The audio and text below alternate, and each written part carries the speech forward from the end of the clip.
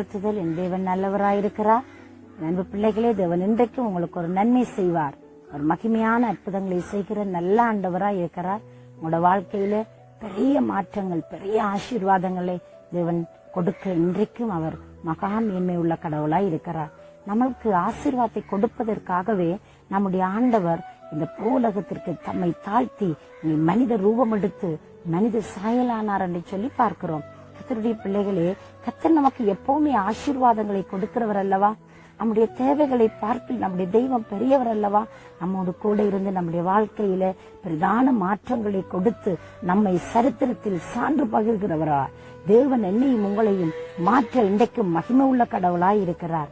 இந்த நாளிலும் இந்த காலையிலே நீங்கள் எதிர்பார்க்கிற வண்ணமாய் தேவன் உங்களோடு பேச போகிறார். தேவனுடைய வார்த்தைக்கு நாங்கள் செவிசாய்ப்போமா? நாங்கள் அப்போஸ்தலர் நடவடிக்கைகள் 27வது அதிகாரம் 24வது வசனம் இப்படியாய் சொல்லுகிறது. பவுலே, பயப்படாதே, நீ ராயனுக்கு முன்பாக நிற்க வேண்டும். இதோ உன்னோடு கூட யாத்திரை பண்ணுகிற யாவரையும் தேவன் உனக்கு தயவு பண்ணினார் என்றான் என்று சொல்லப்படுகிறது. அன்பு பிள்ளைகளே, தேவன் இந்த இடத்திலே அருமையாய் பவுலை தைரியப்படுத்துகிறார்.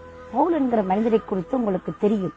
இவர் கமாலியலுக்கு கீழ் கல்வி கற்று ஒரு பெரிய சிறந்த கல்விமான், ஒரு பெரிய பண்டிதர் என்று கூட நாம் சொல்ல முடியலாம். இவர் ஒரு மிகவும் வைராக்கியமான ஒரு ஜூத குலத்தை சேர்ந்தவர். ஆண்டவருக்கு வைராக்கியத்தோடு செயல்பட்ட ஒரு தேவ மனிதர். தேவன் அவரை சந்தித்தார். தேவன் அவருடைய வாழ்க்கையில பெரிய காரியங்களை செய்தார். அவருடைய வாழ்க்கையிலே பட்டணங்கள் தோறும் அவருடைய பணிகளிலே தேவன் நடக்க வேண்டிய சில காரியங்களை குறித்து பவுலோடு பேசிக் கொண்டிருக்கிறார். இப்பொழுது ஒரு கப்பல் பிரயாணத்தை மேற்கொள்கிறார்கள்.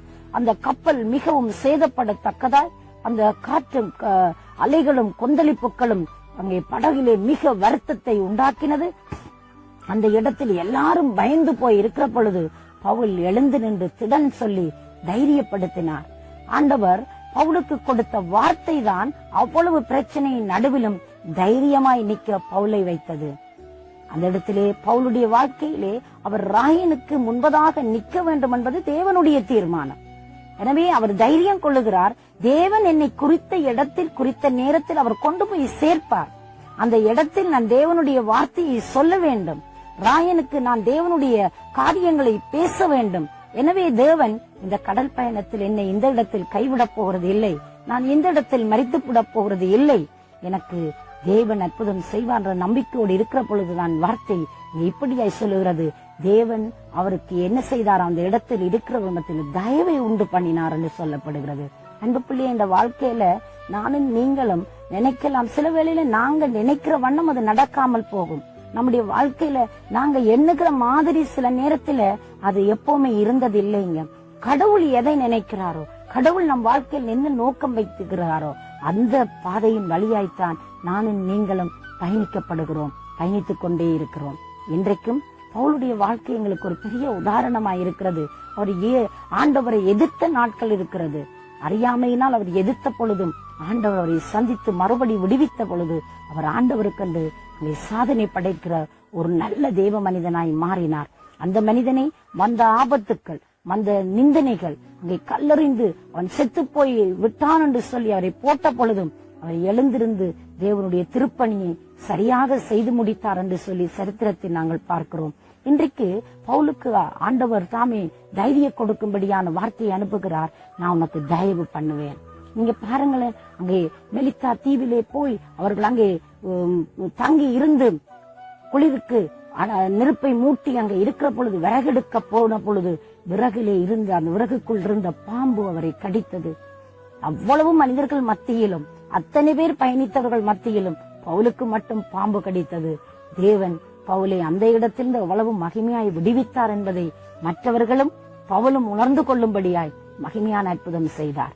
அந்த பாம்பு கடித்து அவன் செத்து போய் விடுவான் என்று எல்லாரும் எதிர்பார்த்து கொண்டிருக்கிற பொழுது ஆண்டவர் அதிலிருந்து தப்புவித்து அங்கே தீயிலே உதறினார். அந்த பாம்பு செத்து போனது என்று பார்க்கிறோம். தேவனுடைய பிள்ளைக்கு எதிராய் எது வந்தாலும் தேவன் சும்மா இருக்க மாட்டார். தேவன் பார்த்து கொண்டிருக்க மாட்டார். இறங்கி வந்து அவர்களுக்காய் அற்புதம் செய்கிறவராய் இருக்கிறார். செங்கடலை பிளந்து நடத்துற பொழுது ஆண்டவர் மோசைக்கு சொல்லுகிறார், நீங்கள் அமிழ்ந்து போக மாட்டீங்க, நீங்க அழிஞ்சு போக மாட்டீங்க, நீங்க சும்மா இருப்பீங்க, நான் உங்களுக்காய் யுத்தம் பண்ணுவேன் என்று சொன்னார். பாத்தீங்களா ஆண்டவருடைய யுத்தத்தை? எந்த செங்கடல் அவர்களுக்கு தடையாயிருந்ததோ அது பயந்து ஒதுங்கி நின்றது போல ரெண்டாய் பிரிந்தது. மக்கள் மகிமையாய் வெற்றி களிப்போடு ஆடலோடு பாடலோடு அந்த இடத்தில் இருந்து அவர்கள் கடந்து செல்கிறார் என்று சொல்லி நாங்கள் பார்க்கிறோம். அன்பு பிள்ளைகளே, அந்த ஆண்டவர் அங்கே எந்த செங்கடல் வழிவிட்டு கொடுத்ததோ அதே செங்கடல் எதிரி படைக்கு புதைகுழியாய் மாறி ஒரு ஈயக்குண்டு அமிழ்ந்தது போல அவர்கள் எல்லாரும் அமிழ்ந்து அழிந்து போனார்கள். ஆனால் தேவஜனமோ பாடி புகழ்ந்து கர்த்தரை மகிமைப்படுத்தி கொண்டு கடந்து போனது. பவுல் செத்து போய் விடுவான் என்று சொல்லி எல்லாரும் நினைத்த பொழுது தேவன் அதிலிருந்து தப்புவித்து எல்லார் மத்தியிலும் தயவை உண்டு பண்ணி தேவனுடைய திட்டத்தின் பால் தேவனுடைய சித்தத்தின்படி அவர் எல்லாவற்றிலும் எல்லா இடங்களிலும் தேவனுடைய வார்த்தையை திருவசனத்தை வல்லமையாய் அதிகாரத்தோடு ஆதாரத்தோடு பிரசங்கம் பண்ணி தேவனே அங்கே மகிமையானவர் கர்த்தரே தெய்வம் என்பதை உறுதிப்படுத்தினார். தேவன் சொன்ன வார்த்தைகள் ஒன்றும் வெறுமனையாகல, அவர் வாக்கினால் சொன்னதை கரத்தினால் நிறைவேற்றுகிற கடவுளாயிருக்கிறார். பவுலின் கையினால் தேவன் விசுவசித்த அற்புதங்களை செய்தார் என்று அப்போஸ்தலர் நடவடிக்கைகளிலே நாங்கள் படிக்கிறோமே. அன்பு பிள்ளைகளை, இன்றைக்கும் பவுலுக்கு தயவுண்டு பண்ணி பவுலுடைய வாழ்க்கையிலே தேவன் வைத்ததான திட்டத்தை அவர் நிறைவேற்றி முடித்தது போல இன்றைக்கும் தேவன் அற்புதம் செய்ய வல்லவராயிருக்கிறார். அவரை நோக்கி பார்க்க எத்தனை பேர் ஆயத்தமாயிருக்கிறீங்க? உங்களுக்கு எந்த இடத்தில் தயவு வேண்டும், எந்த இடத்தில் இரக்கம் வேண்டும், எந்த இடத்தில் சுகம் வேண்டும், எந்த இடத்தில் பலன் வேணும், தேவன் உங்களை கொண்டு செய்யும் காரியமளவு உங்களை கைவிட மாட்டார். உங்களுக்கு எப்பவுமே தேவன் அதிசயங்களை அற்புதங்களை செய்கிறவராயிருக்கிறார். அவர் சொன்னதை செய்கிறவர், செய்கிறதே சொல்லுவார். அவர் சொன்னதுதான். அன்பு பிள்ளையே, காற்றையும் கடலையும் அதட்டினவர், அவைகளை எல்லாம் அமைதிப்படுத்தின ஆண்டவர் இன்றைக்கு உங்களோட வாழ்க்கையில வல்லமை உள்ளவராய் இருந்து அவர் விடுதலை கொடுக்க வல்லவராயிருக்கிறார். அவரை நோக்கி பார்க்கிறீங்களா? அவரை நோக்கி பார்க்கிற பொழுது தேவன் அற்புதத்தையும் அதிசயத்தையும் செய்து உங்களை கனம் பண்ணுவார். நான் உங்களுக்காக ஜெபிக்கட்டுமா?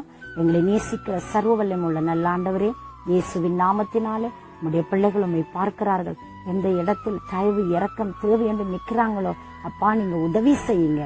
ஒரு ஆண்டவரே அற்புதத்தை செய்து உங்களுடைய மக்களை கனம் பண்ணி காத்துக் கொள்ளுங்க. இயேசுவின் நாமத்தை ஜெபிக்கிறேன் ஜீவனுள்ள நல்ல பிதாவே, ஆமென், ஆமென். தேவன் தாமே உங்களை நிறைவாய் ஆசீர்வதிப்பாரா.